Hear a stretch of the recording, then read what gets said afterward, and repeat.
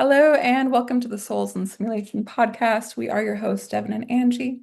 This podcast provides an alternate view on life after death, processing everything that's wrong and possible solutions on how to get it right in the afterlife. So, yeah, Hello, happy everybody. almost New Year. I know, right? Yeah, It's right around the corner. We got everybody.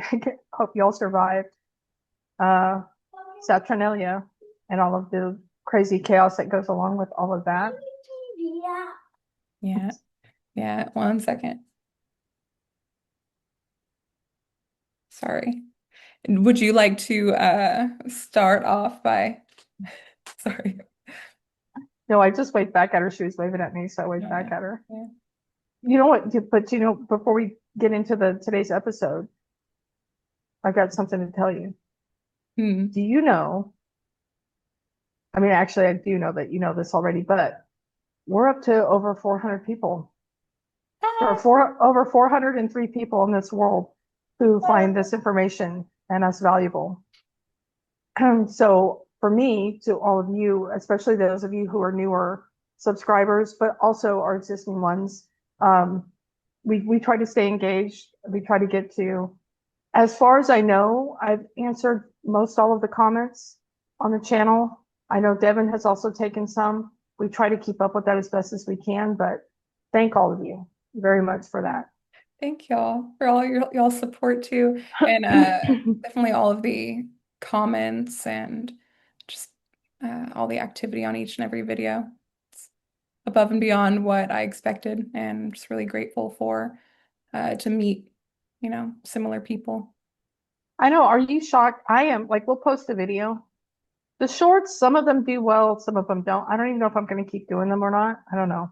But I've noticed with our videos, when they go up, people are like jumping on them. Yeah.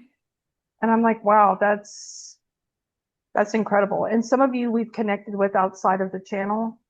Um, and so you guys are amazing people. So thank you so much. Yeah, yeah. And today we're sorry that this is coming out a little late, but it got hectic. Uh, just, it's just a hectic week. So we didn't get these 3 episodes out before Christmas that are Christmas movies, but we're still in the month of December. So we just figured told you we're going to review them. And there's some stuff in them I think that merits talking about. How do you feel about them? Yeah, I thought, with it surprised me how new some of the movies were and had the deeper hidden meanings to them, or so many of them. Uh, I couldn't get over, the Candy Cane Lane came out this year, and Mm-hmm. Dear Santa came out, I think 2024, maybe. Yeah. Spirited came out around the same time, and they each have these just like dark themes to them. So, And Last Christmas was 2019. okay, yeah, yeah, Yeah. But I 29. mean, that's even a fairly recent one too. And, Yeah. in terms of a Christmas movie. Hmm. So yeah, but I thought the themes of all of them have some really interesting stuff that most of us overlook. Yeah. Yeah. I know I certainly did for years because I wasn't looking for it because I didn't know what we know now. Yeah. Yeah. Okay, which one do you want to talk about first? Why don't we do Last Christmas because you had your I had already seen it. Michelle and I've watched it many times. I think we know some of the lines by heart. We watched it on a whim, thinking it Yeah. was just going to be a silly. I was, and me personally, I was perplexed about the fact that there was a lot of um, George Michael music in it. And I'm like, George Michael, Chris, I mean, I know he had the song Last Christmas, but I was like, Yeah. how much? I mean, the whole movie's full of his songs. Yeah. And, Yeah. and I'll preface Mark Devlin talked about, in particular with him and this movie and the song Last Christmas, which is all throughout this movie. It's going to be interesting to note that George Michael was dating a man who it looks like appears to be his MK Ultra handler at the time Mm-hmm. of his death in 2016. Mm-hmm. When he dies, George Michael dies on Christmas Day in 2016. Hi- And he's the one who wrote the song Last Christmas, I Gave You My Heart, and dies of a heart attack on Christmas. 3 years later, his sister also dies of a heart attack on Christmas. So, kind of some interesting stuff there. Mark Devlin um, had a lot more.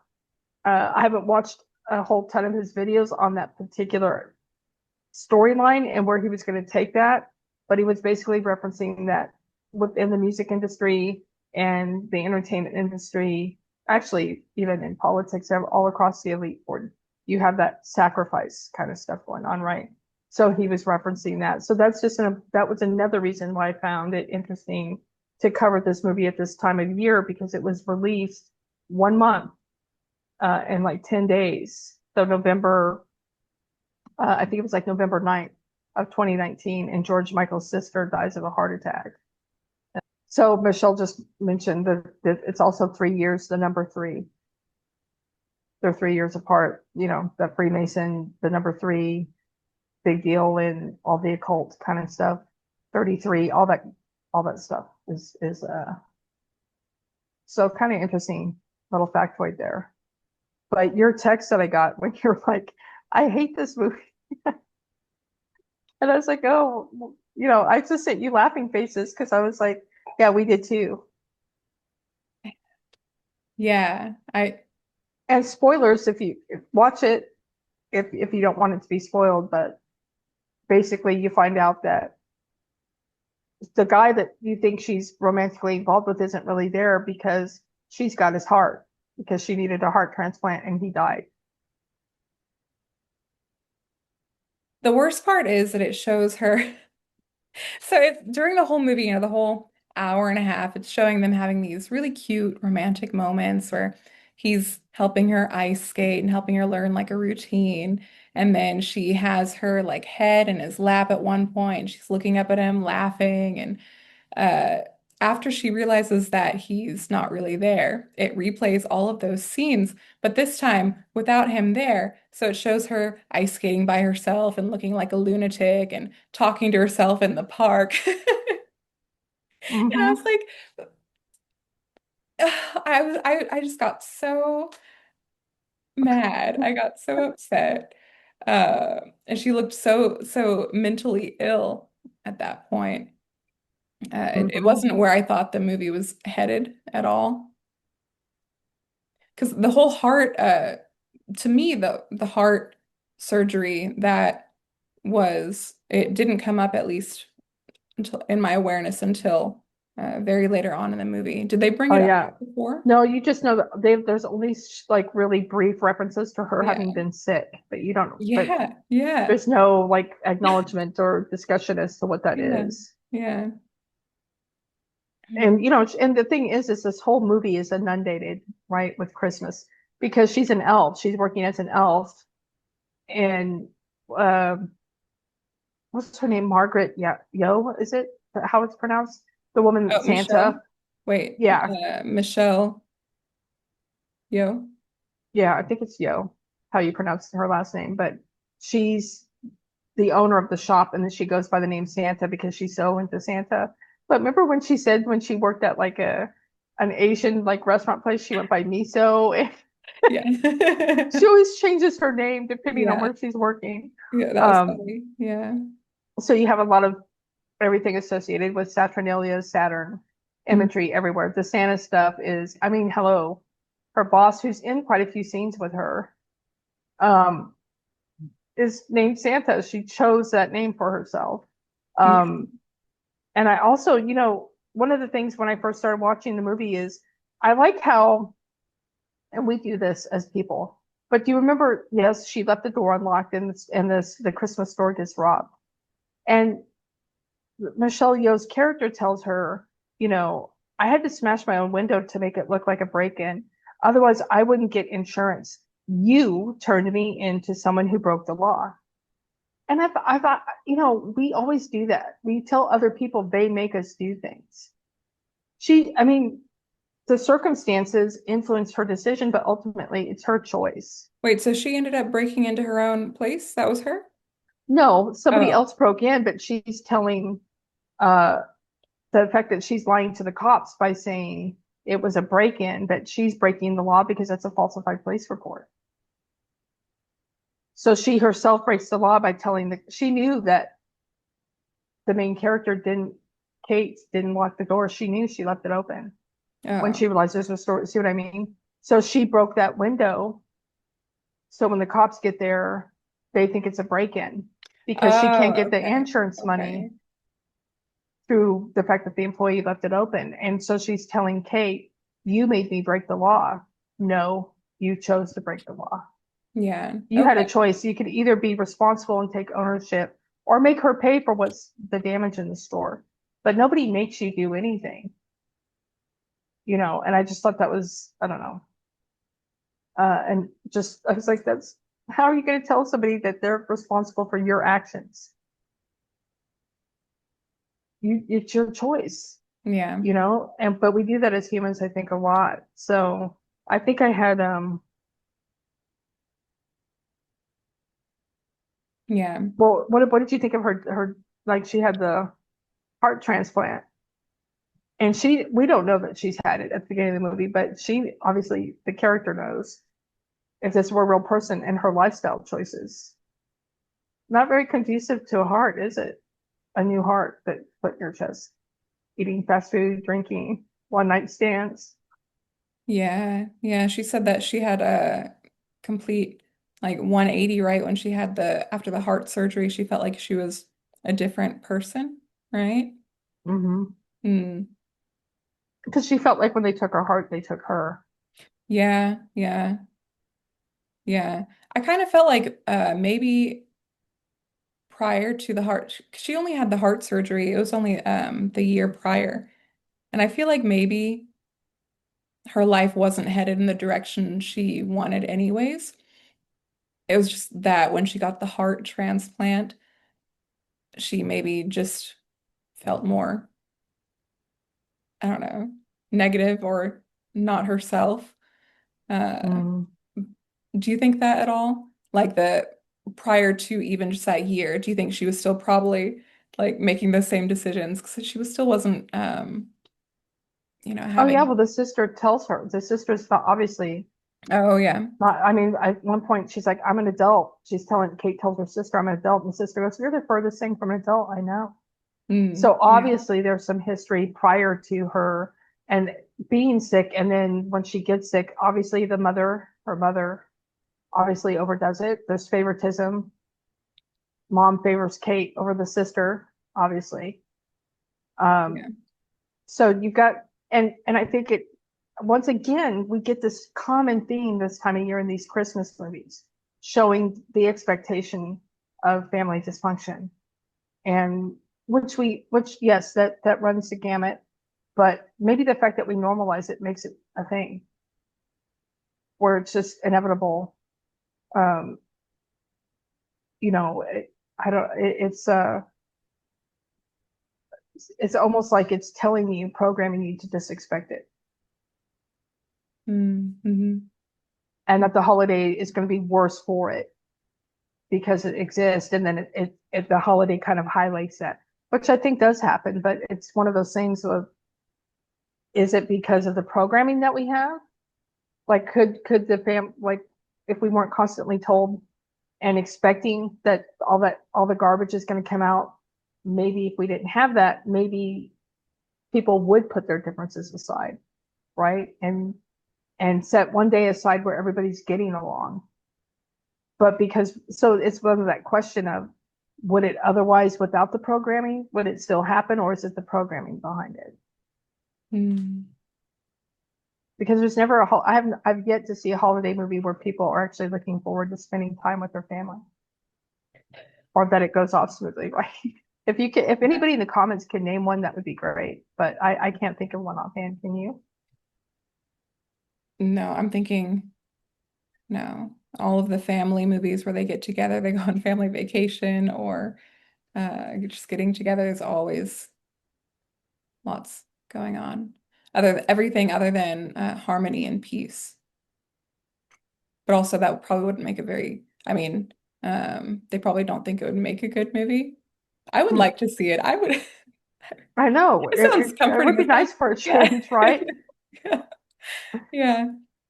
Like we're happy to be spending this time together instead of that's almost the attitude. Like Mm, well look at Christmas Vacation, for example, when like Clark wants the big family get together and mm, Ellen is like, I think you're forgetting how difficult it's going to be once everybody's together.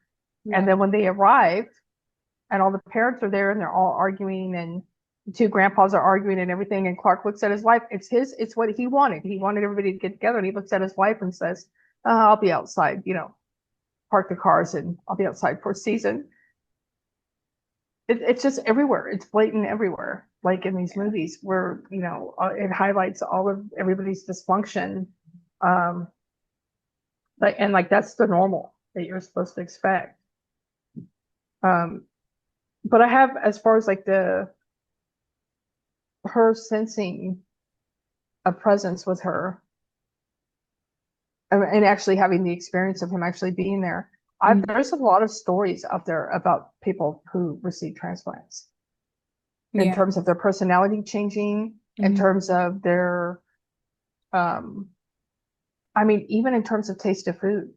One woman, maybe you told me this. I didn't hear this from me, but one woman, I think it was while you were here when you came back, uh, for the celebration day for, we're just going to call it that, last Tuesday, um, where you said she didn't even like fast food.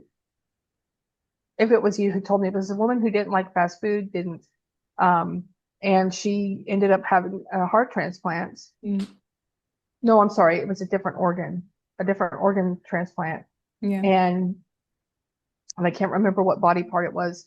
But she was somebody who ate very healthy, had a healthy lifestyle, and the next thing she and hated beer, and she couldn't drink enough beer and eat enough fast food after the transplant.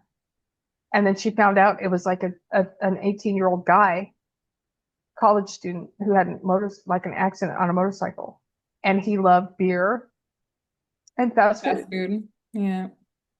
How can that be explained? You know, Yeah. Yeah. Yeah. I do you think think that's possible? totally, totally. I think definitely you're taking on these different parts and they can change your personality like that. Um, I had something I was going to say and then I forgot it. Let me think. Um, oh darn, it totally left me. Um, hold on. It'll come to me later. Um, But you think it's totally possible to, and that raises a question about consciousness then. Is it, I mean, this is going to get into, all so right. that whole thing with the body part, right? Yeah. And it changing from one person and somebody else gets it and then their personality changes. So the real question here then is that's not, why would you be affected by a body part? Because supposedly, if we're going by what we're saying, when we're dead, and we're automatically recycled, is that what is being left behind then for that person to pick up on? Yeah. Yeah. Are they I being think haunted by an aspect, or what's your take on it? yeah. Well, that different parts of the body, they carry different energetic imprints, right? And so I know what I believe is if there's ever some sort of sickness, it usually has some root cause of um, some emotional, energetic state or uh, certain thoughts that led to this one body part being not so healthy. Like, for example, the heart. The heart is if you ever have heart disease or anything like that, usually you have a core belief that you are not loved or that you're not worthy and sort of like that. And so if we take that same or whatever heart and put it into someone else, that same energetic imprint gets put into that other person where they now have to deal with whatever energy stagnation might be there. That makes sense. Yeah. I think it totally just shows that whatever aspects of the personality or the habits of the person stays here. Mm, Because again, like why would you like fast food? Why would you just automatically now that's your thing? And drink something you didn't even care, you didn't even like the taste of before. yeah. It really, I mean, really does raise some interesting questions about the persona. I think I said in the last episode that recorded, like, aren't you sick of, I mean, I'm sick. I was referring to myself, but I'm like, I'm tired of myself. Like this projection because it's not real. But then when you hear stuff like that, you're like, there's obviously some energy to it though, because there's traits of it that people pick up on. Yeah. Um, or it could be, you know, just the entities messing with the person who had the transplant to mess them up and make them wonder about why am I, you know what I mean? Why am I doing all this stuff? Or I'm fundamentally changed because I had this body part changed out when in reality it's just a body part. Mm, So it could be a mm, deception too to mess somebody up a little bit and yeah. make things confusing, right? Yeah. Yeah, especially with what was portrayed in the movie. It looked like she wasn't making good choices prior to the heart transplant. And maybe the heart transplant started to make her, she had something to blame it on. Yeah, that's true. Yeah. Yeah. That's true. But through the course of the imagined or maybe it is her actual experience with Yeah. him, Yeah. you know, she actually ends up changing a lot of her perspective and changing, and you know, ultimately in the end, Yeah. she's even eating better at the end of the Yeah. movie. Her mom is a funny character. The mother is hilarious, played by Emma Thompson. Hmm. Yeah. Yeah. I mean, I've never heard anybody say, "What? We're eating lesbian pudding." Lesbian pudding. I'm like, that's okay. That's a little double entente and Yeah. also pretty funny. But you know, it was overall like if you just want a movie, it might piss you off and like Devin had that reaction. We were pissed off for different reasons because it kind of choked us up when you realize that he's dead.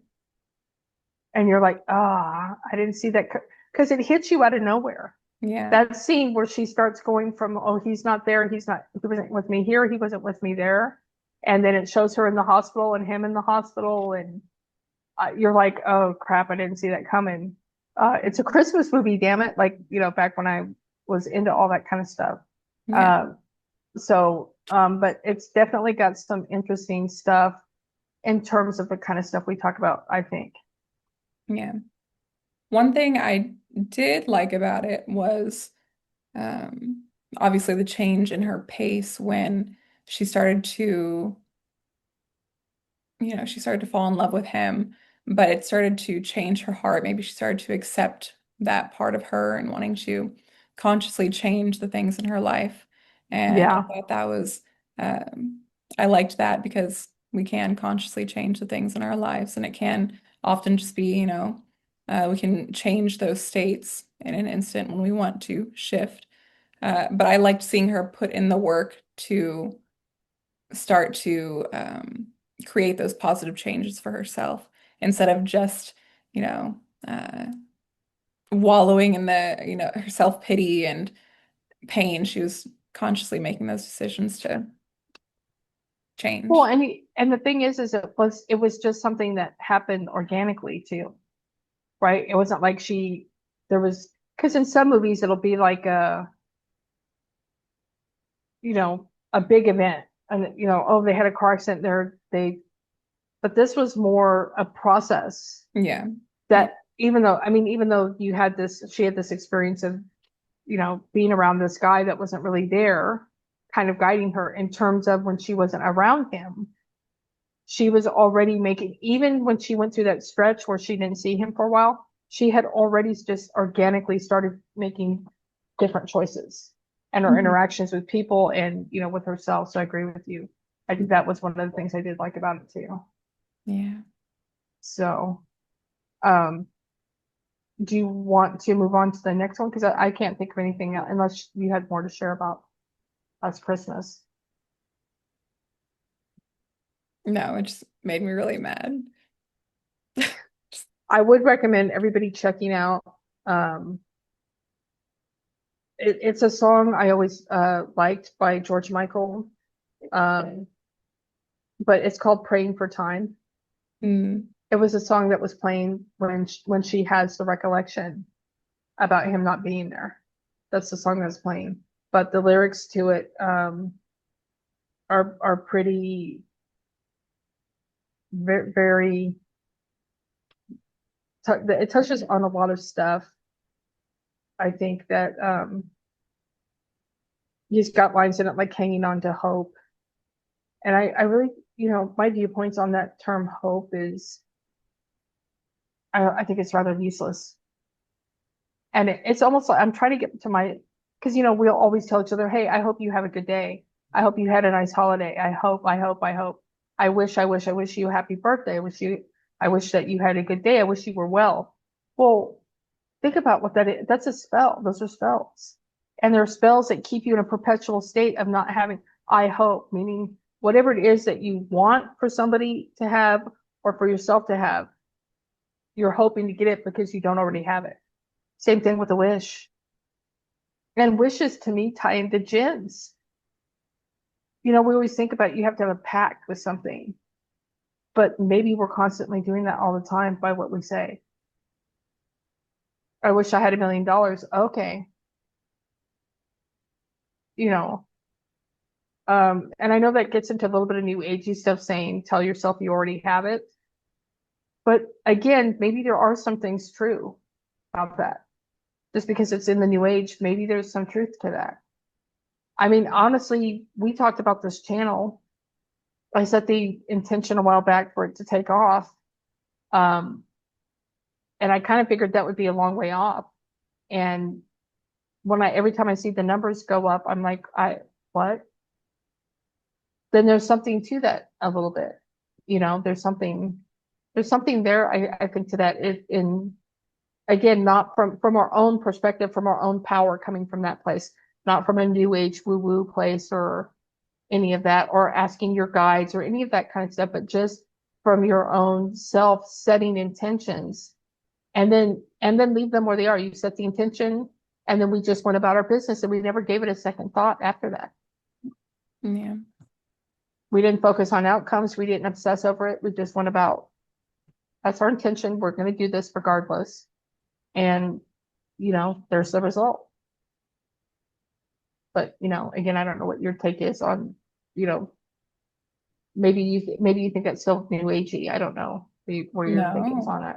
no, I don't think so at all. I think intention is really important. And I think setting intentions that we're putting our focus into something and then we create that. So definitely I think that it's not new agey. I think it's truth. Yeah. I think they took something that's, like you said, true like that, and then just ran with it into weird stuff on purpose. Yeah. So people can make money by telling you, hey, if you do this manifestation thing my way, or if you talk to my guide, or you let me hook you up with, I think they hijacked it. I tried to look up So, the etymology for hope and it seems like it's uh Germanic, just meaning like, oh, to wish, expect, look forward to something. But then I read one word see, where it said it could also be related to hoop, like HOOP, a circle. Hoop. And I mm, thought, huh, hoop, circles, Ouroboros, infinity, like all yeah, that. exactly. Yeah, right. So I it don't know. doesn't do any good. And I'll catch myself in emails or talking to people. I'll be like, so and then I'm like, what do I say? Yeah. Um, Yeah. I still like, how say do I it though. change I the think it's, language? yeah, yeah.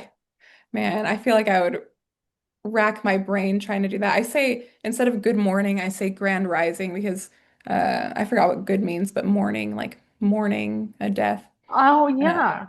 yeah, Good rising. but That's good, Devin. yeah, thanks. But everything else, I just kind of, I think that the positive intentions are there, right? To wish someone the best, even though it might not. I don't know. I don't know.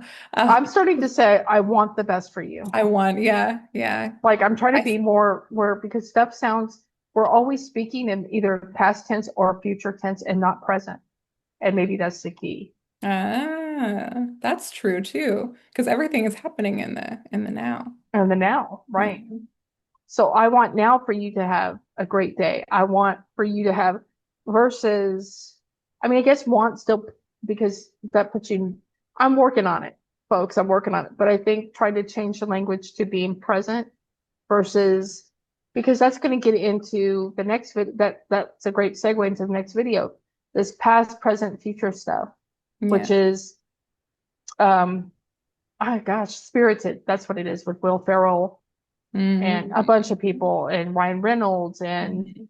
um, Rose Byrne is in it briefly in the beginning. I mean, there's a ton. I'm not going to list. There's a whole ton of people in this movie, but it's basically a musical, a reimagined musical of Christmas Carol, where you have the ghost of Christmas present, um, or the ghost of Christmas past, present, and future, and they have these musical numbers that they do in it, and some of those songs are very telling in it, especially the one with Ryan Reynolds that he kicks off with first. You want to know how the way the world works? That song will tell you everything you need to know about everything.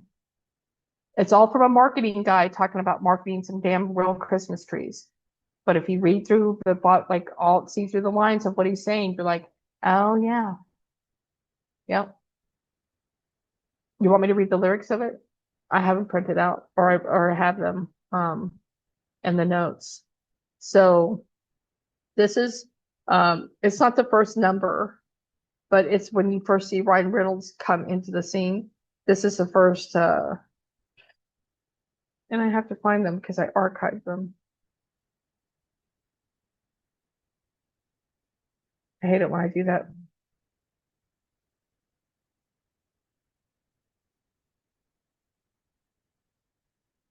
Watch me have to ask Devin how, oh, I found him. Okay, here we go. So it's called Bringing Back Christmas is the title of the song.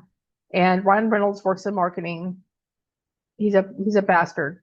I mean, the character is just a bastard. There's no other way and I think he is the embodiment of the parasitic influence of people in power and entertainment and music, all of it. But um, so these are his lyrics. Look, real trees, because he's addressing people who grow real trees versus plastic trees. So look, real trees are trending downward. Your sales continue slipping. They destroyed your bottom lines with plastic pines and same day shipping. Well, you've got the better product, but if you want to win, you've got to study human nature. All those interested lean in. People are one, lazy. We only care about ourselves. Your competition knows this, so their crap flies off the shelves. We're also too desperate to feel good, smart, and right. And that's what you have to harness. If you want to win this fight, see what you're really selling is the way things ought to be. So your pitch becomes compelling, selling more than just a tree.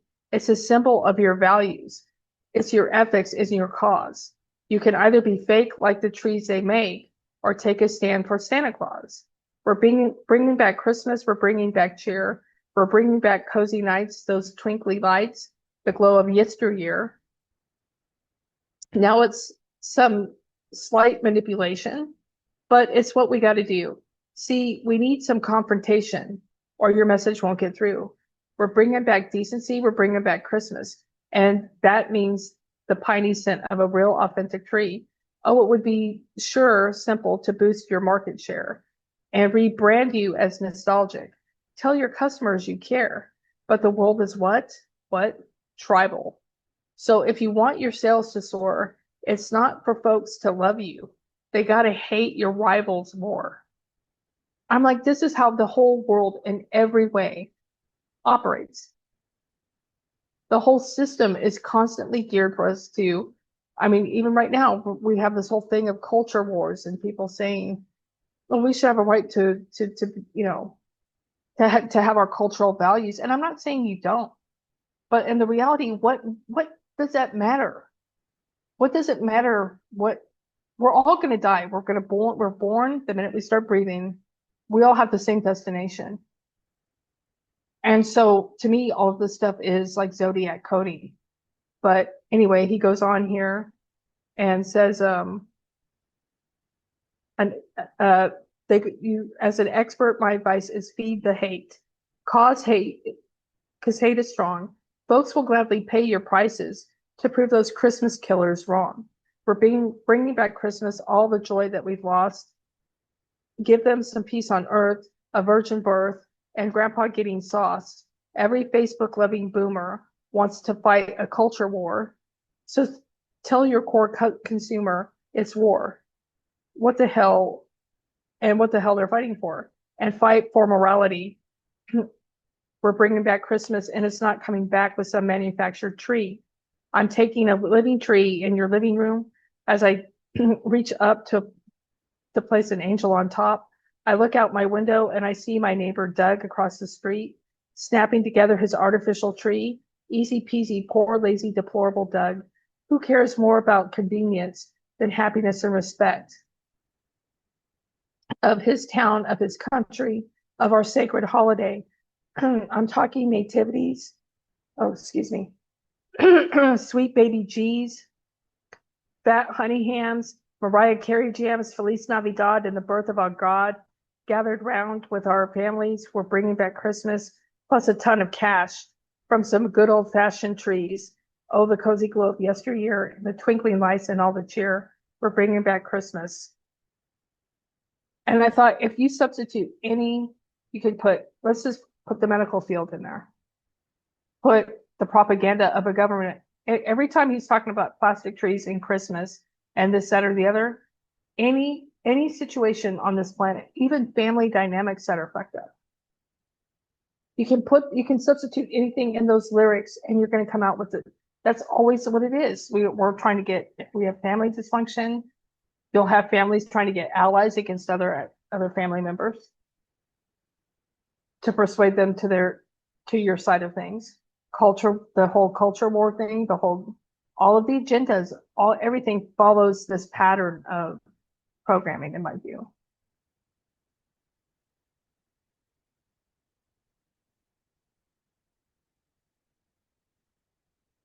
Do you have any thoughts on any of all that? It was a lot. I know the lyrics. I think you're muted. I don't know how that happened. Oh I don't yeah, know. I don't I don't know. know when I became muted. What was I saying? Oh no, I'm just taking it. I'm taking it all in, all of those lyrics. I didn't get a chance to watch Spirited. I I really can't watch anything with Will Ferrell in it anymore just because of who he actually is as a person. I used to like love him as a kid. Uh, Tell me what about, I don't know. I oh, haven't paid any attention to him outside of his films. he's just a huge like he was big into Epstein's Island, you know? Oh, he If that is? gives you, yeah, yeah. And after Ew. I heard that, I couldn't ever watch something without him making some weird sexual innuendo towards like women or even children sometimes. And I can't stand him now. I used to love him though, but yeah. Well, I'm sorry. I probably wouldn't have watched it either had I known Oh no, that it's about okay. him. It's okay. I mean, Ryan Reynolds is a terrible person Oh, he too. is too. Yeah. He's, Well, he's a here's the giant. reality. They all are. Yeah. When you get to that level of fame, you don't get there by not being, you have to make A deals. terrible. That's just the way it is. Yeah.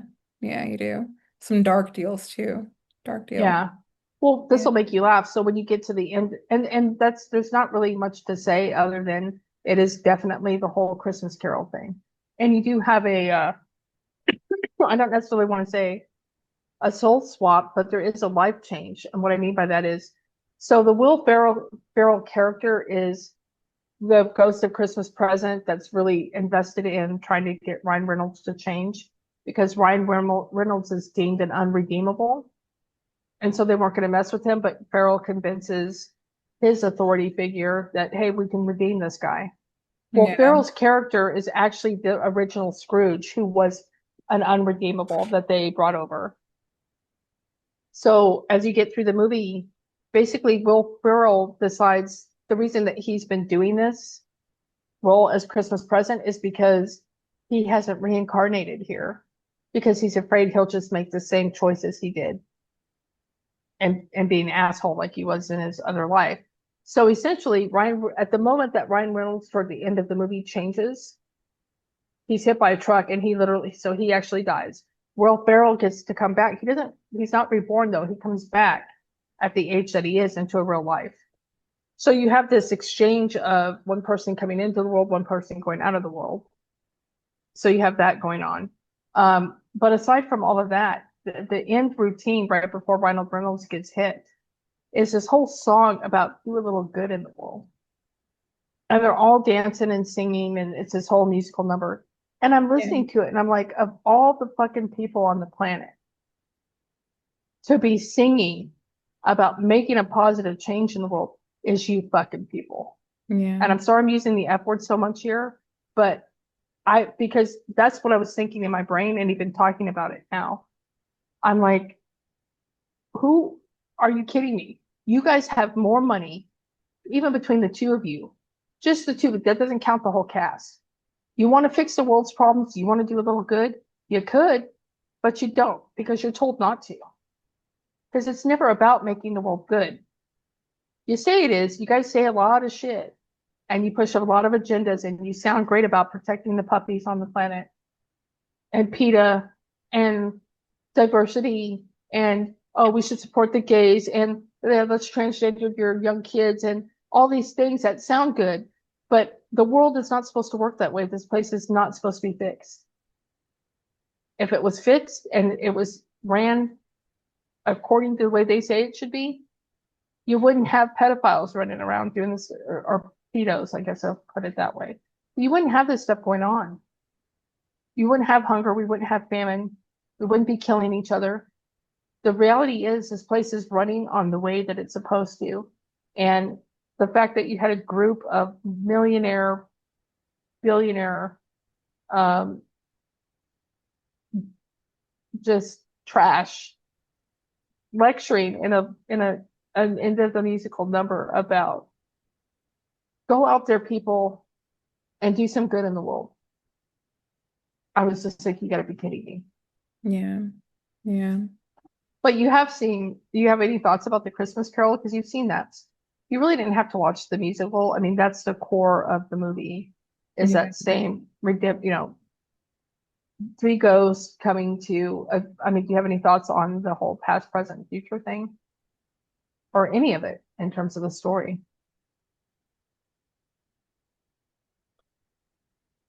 No, not really. Not really. I think of it being similar to the It's a Wonderful Life, where it kind of seems like it's a life review, right? Um, no, I don't really have any thoughts on that one. You know, the whole, I mean, it's a Buddhist and Eastern religion and very New Age Mm. thing. But the whole idea of being present in the moment, I got to thinking about that. I Mhm. do think they're right about that. And here's why. So very, very rarely are we ever in that. Most of Yeah. our lives are, we exist in the present. We make any decision in our present moment off something that happened in the past in order to create a future we haven't created yet. Yeah. So to me, that movie keeps you focused on keeping that same, which kind of goes into the circle thing that you were talking about earlier from when we were talking about the other movie. You're in Yeah. this circular pattern of doing the same stuff. And I don't think they ever want us in the present moment No. because we're not engaged with our past emotions and we don't have any we're not projecting emotions into the future either. Yeah. We're in this, you're right here. This is what I'm dealing with right now. Yeah. And the rest of it doesn't matter. And I don't think they want us there. What do you think about Mm-mm. that? Or you Mm-mm. think I'm off the rocker? Yeah. No, I think you're totally right. They don't want us at all in the present moment because, when we're aware of the present moment, we're mindful and present and embodied. But Yeah, I there was a study that just came out recently that said for the most part, by the age of 30, you pretty much go into a coma and all of your previous patterns, ways of thinking just become autopilot for you so that you just continue to think the same thoughts, behave the same way for the rest of your entire life. And I thought that was a terrifying thought. I don't think it's that way for, people who are spiritually aware, but for the rest of the population, just terrifying to think that you are stuck with the mindset of your 30-year-old self and you're just replaying old patterns, scenarios, situations over and over and over again. That sounds terrible until the day you die. In the study, it said that the way to build neuroplasticity and to create those new neural pathways is to try to do one new thing a day. Doesn't have to be something big, just something new, something different, so that it disrupts the current pathways and it creates something new. Along with that, if anyone's listening that wants to work on creating new neural pathways, new ways of thoughts, and I'll be teaching it in my self-hypnosis video next week, but one thing to do is to disrupt any negative thoughts with something that you can feel positive towards. So that helps to just not let patterns be consistent and keep showing up. So whenever you have something negative come up, you can say, "Oh, I really enjoyed my cup of coffee this morning. Oh, I really enjoyed seeing that squirrel outside my window." Just anything where you can just disrupt those patterns because they just become patterns throughout the rest of our Mhm. lives. Sorry, I kind of went off on a little tangent No, there. no, you didn't. I ties in perfectly because Yeah, I think you want, hence, you want to break out of that pattern. That's yeah, of yeah. basing your, not getting stuck into, uh, because I can attest to everything you said is true. Mm, If, I'm happy to do to heal up, from what I'm going through health wise. Everybody, anybody with health issues, if you want to just look at it like, oh, it's a physical body problem, well, good luck with that, and good luck with, uh, all I'm going to make a brief comment. At some point, we'll probably, God help us, when we do an episode on medicine, if we mhm. ever do, I'll have a Ooh, lot to say during that episode. me I can too. tell you that right now. I have a lot to say. But it is, everybody do their own thing. This is my experience. It's almost worthless unless you're shot, you have a heart attack, or you're needing acute care. The rest of it's worthless. It is. I'm sorry. That's my experience. Um, uh, you know, um, but I mean, a lot of the stuff that I'm dealing with, and most people, if you really, it's not just a physical problem, and our medicine doesn't look at anything else. Yeah. There's psychological, there's social psychological stuff going on there. There's obviously spiritual stuff, I'm sure, stuff from, uh, and I'm kind of trying to get away from the past life thing, in terms of, a lot of people are like, well, there's probably some past life and stuff in there. And I'm like, look, if everything's happening, if we exist in a, time's not linear. So therefore, technically speaking, past lives don't exist, and neither do future lives. If you ever look at like a tesseract, or like something that displays what temporal time looks like, everything's happening all at once. Yeah. So that means that it's an aspect of you living another existence elsewhere, having a shitty experience, and there's an energetic cord tying all of those in the present moment.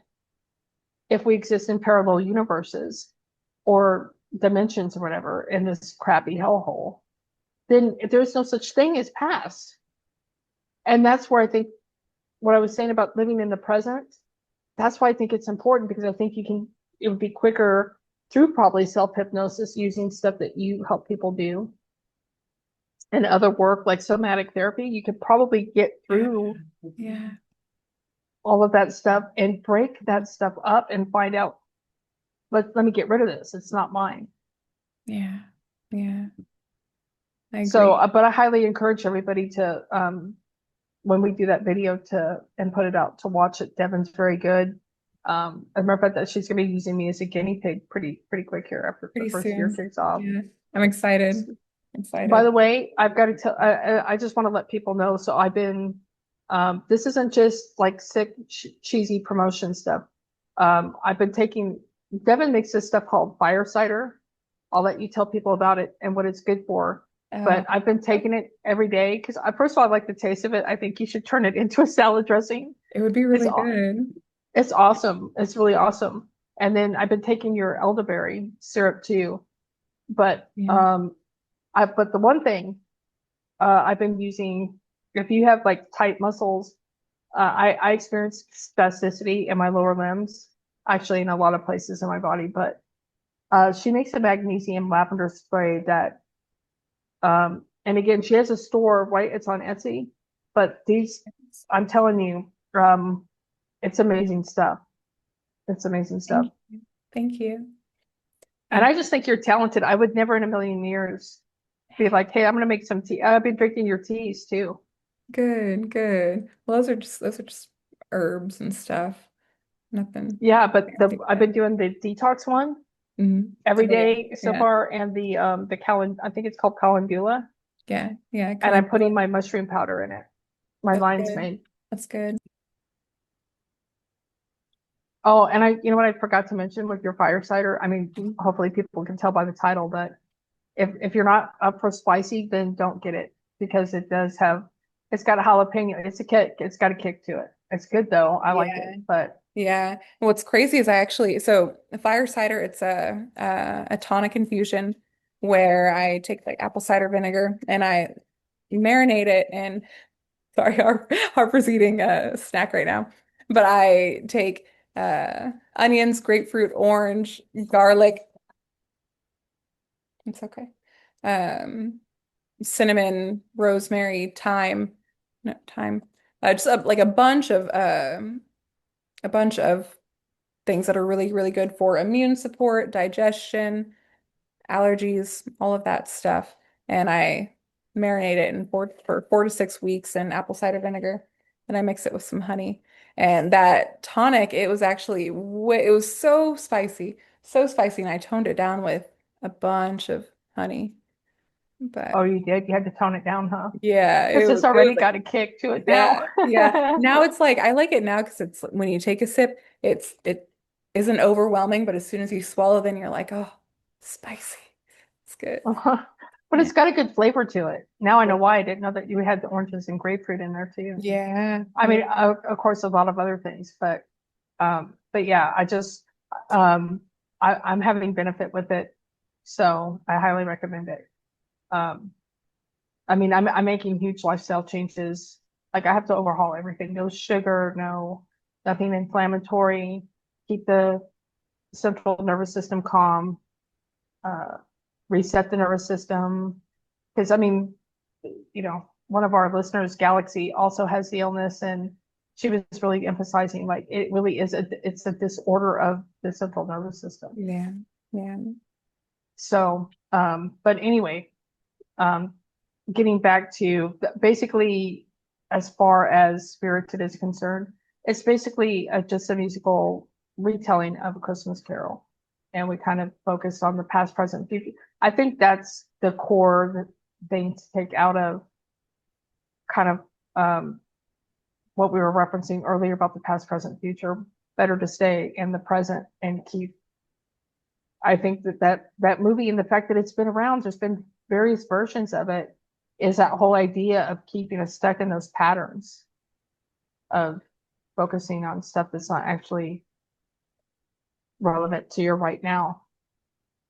So, do you want to move on to our last movie? This is going to be a short, um, I guess, kind of review of this movie because there's not really a whole lot of going on except for the fact that we have a contract.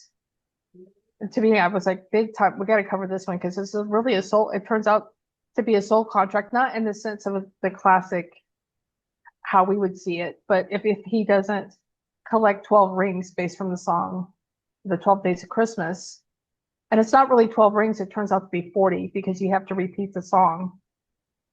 And so therefore the number of rings goes up, but he doesn't realize that. He doesn't even realize he's signing a contract. But basically it's Eddie Murphy. Do you want to give that? Do you want to do the movie synopsis or do you want me to give it? I'll let you give it. So basically you have Eddie Murphy. He's all about, he loses his job and he wants to win this contest in his neighborhood because he thinks it's going to be $100,000 prize in cash. But it turns out, to his dismay, it's just $100 and $100,000 in like coupons to a bunch of different places. No, Yeah, really? yeah, yeah. And That's he it. just lost his job. It was Christmas. It was his Yeah. last Christmas with his whole family together before his daughter went off to college. Mm-hmm. And he's hoping to win this house decorating contest so he can get this cash, which he goes through all this effort and it's not even for cash. So there's that. So he's looking for a store, and all of a sudden there's this, it's underneath an overpass out in the middle of nowhere. This badass looking like you know, all Christmas store kind of thing. And there's this elf, and she's actually a real elf. He doesn't know it, but he basically, you know, he picks her biggest uh you know, eye-popping decoration for his house that he's gonna buy. And he buys some other things too from the store. But when she's printing the ticket, there's other little there's little people in like little villages. You know how you have like little people, people make their little villages and they have people and cars and the whole gamut to make it look like a Christmas town. She's got decorations like that, except these people are real. They were real people that she turned into because they didn't, when they signed their contract, they didn't meet whatever what she had arranged for them to do. And so she owns them and turns them into Christmas decorations, basically. Um, and so Eddie Murphy, like she's printing the receipt out for him and it just keeps going and going and going because it's a contract. And he doesn't read it, he doesn't look at it, he just signs it, has no idea what he's signing. He thinks he's signing a credit card receipt, when in fact he's got this pack that he has to collect gold rings, but it doesn't give a specific number. It just says the gold rings from the 12 Days of Christmas. And as I already referenced, it's basically that song is saying 12 times on the first day of Christmas, the second day of Christmas. You're going through each time. So guess what? Every time the amount of gold rings goes up. So it's actually a total of 40. So that's the whole premise of the movie, is him trying to collect these rings. Because once he realizes he signed a contract and he knows he's going to turn into a Christmas ornament if he doesn't, essentially it's him chasing basically all of the different aspects of, you know, the 12 days of Christmas are, they come to life off this ornament that he had. And they're the ones that he's got to take the rings from in various different scenarios. And again, we have a lot of obsession with Saturn. I mean, he even named, his name is Chris. His wife, who's actually played by that woman that played his wife, that Yeah, is Diana Ross's daughter, the really? singer from the Supremes. Yeah. Yeah. So her name is Carol. And then you have his kids, Nick, Holly, and Joy. Yeah. So Yeah. he's obsessed with the holiday. Yeah. Um, and then of course the movie's got to be diverse. You get Black Santa. Saturn's got to have diversity, right? We've got to have diversity. So you have David Alan Grier who's playing Santa at the very end. Um, and he ends up winning the contest, but it's just like I said, coupons. And of course he doesn't end up becoming a Christmas ornament. It all works out okay, great. But the thing I find interesting is you've got, these are Christmas movies. Why the hell do we have this theme of contracts being signed? And we know the holiday celebrates Saturn. Yeah. And so, you know, because you also had the contract in Dear Santa too, with the three wishes. Hmm. So the whole, both of those movies kind of, that's why I included Candy Cane Lane, because I thought, here we go with the contract at the holiday time, which is a holiday celebrating Santa, Saturn.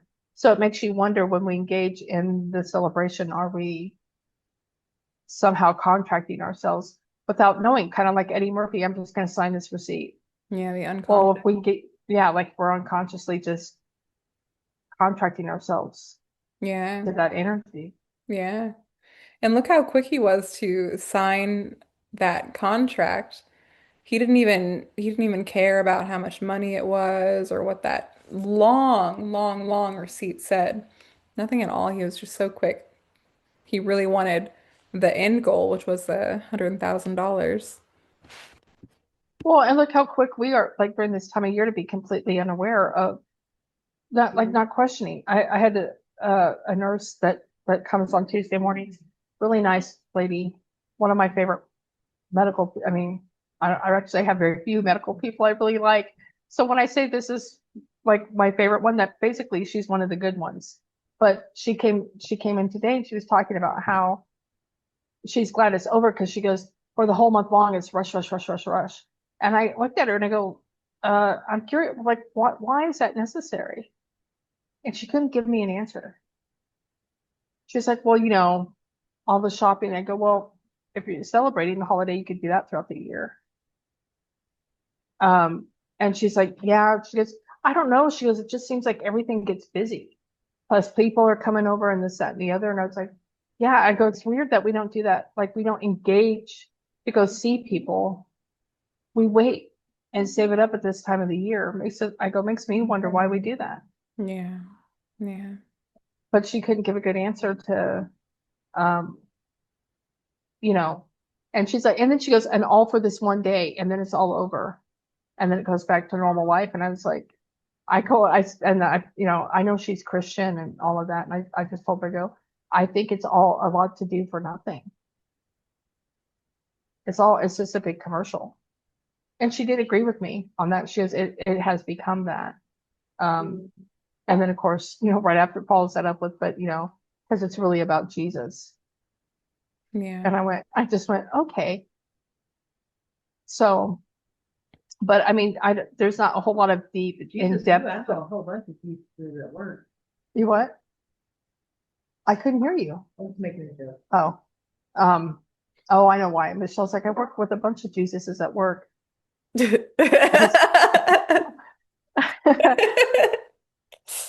um, which is true. There are a lot of Jesus. Jesuses Jesus. yep, at work. So that's funny. Oh, that's hilarious. But I mean, there's not really much more in-depth stuff about Candy Cane Lane. I just wanted it in the Yeah. it's entertaining for what it is. Yeah. But you got, again, there's just more Saturn symbolism in it, and then you got this contract thing, Yeah. which I just thought was interesting within the last few years, that in Christmas movies you've got this big theme of contract. That's the whole theme, like Yeah. behind everything else in the movie.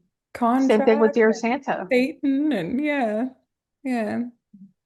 I mean, they're telling you blatantly, Dear Santa can't be more blatant. And people are taking their kids to go see, like we covered that, last week. Can you imagine taking Harper to go see that? Yeah. I couldn't. I couldn't. I couldn't. So, but I mean, Did I you? don't have really much any more to add, do you? No, no. I just thought um I was just reminded of what Harper told my aunt. I love that, by the Yeah. way. Yeah. So I ended up telling Harper that Santa was just a story. And she was like, oh, is the Easter Bunny a story too? And I was like, yeah, it's just a story we like to tell kids. We like to, you know, we just want to create fun for them. And later that day, we were in the car and she always likes to ask me what song we're listening to. And I tell her, and we're listening to one called Myth. And she's like, oh, what's a myth? And I told her, and she was like, oh, so like Santa and the Easter Bunny. And then later, she was putting all the little pieces together. And later that night, my aunt called and she asked Harper, she's like, well, what do you want for Christmas?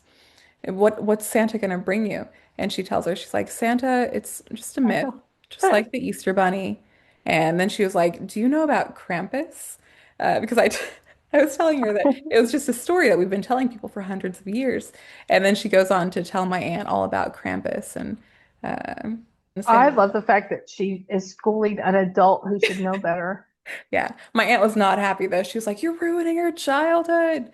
Oh, really? Because to me, all of us got lied to, Yeah. and Yeah. many of us were kind of like, it breaches your trust, your It kid. does. It really does. I watched videos of children. They're like they had to go through this whole grieving process, kind of like what happens in Awakening and Soul Trap, of just that grieving of what we once believed to be true and the heartache and pain that comes with it not being And then true. I realizing don't your parents lied to you about it. that too. That too. And then, all of the other things you get lied to about as you get older. I don't want to do that to her. It's not What a fair. crock, it's a crock of crap. I mean, I've been saying, like, people have been telling me, Merry Christmas. I'm like, oh, okay, thanks. Hope you enjoy your holiday. But Mhm. somebody had, a friend of mine, he was like, you haven't wished me Merry Christmas. And I go, I don't really celebrate Merry Crapmas. I call it Merry Crapmas. I'm like, Mary ah, Poppins. that's not, Yeah. it's to me, and then another word of mine is craptacular. It's a craptacular thing. Why Mm. do I want to celebrate that? I know I'm getting ready to say that right now about the time. Michelle's pointing to her watch because she's aware. I haven't been like, if it seems like I'm rushing Devin, I'm not. Okay, Devin has good. something she's got to take care of. And so I'm trying to be mindful of her time. So I just don't want people to think like I'm rushing you. Like Oh, here. I'm just trying to be like, oh yeah, I'm watching the clock and I don't want to hold you up so you can't get your, speaking of Yeah. your aunt, pick her up from the airport today, Oh, yeah. tonight. Yeah. Yeah, but I don't have anything else to add to the movies. Yeah, I me neither. yeah. I guess I'll just say that I hope everybody, um, because probably most of the people that watch our channel probably don't celebrate it, but hopefully you did what you wanted to do. I'll put it that way. No, not hopefully. How do we talk about that? I mean, see, it gets hard. It's like, what word to use? Here's to you spending those days and that time the way you wanted to. We'll keep the hope out of it. Yeah. Yeah. And with that, unless you have anything else that you wanted to add, we already let everybody know what our episode's going to be on next week. Yeah, no, I think we're good. Uh I think there's nothing else I would like to add to this, and I'm looking forward to next week's episode because I love hypnosis. So, Yeah, I think it's going to be really good for people, especially, we couldn't really think of a New Year's. It's not, but that's never been a really big holiday to me, even in general, when I paid attention to that stuff. So I think by the mere fact of people starting out on new things that try to change their patterns, New Year's resolutions, all that kind of stuff, I think the self-hypnosis would be a good time to cover that subject. So yeah. with that, I guess we'll wrap up. All right, good. And then we'll see y'all uh next week. Yep. Have a good one, everybody. Thank All you. right. Bye, y'all. Take care.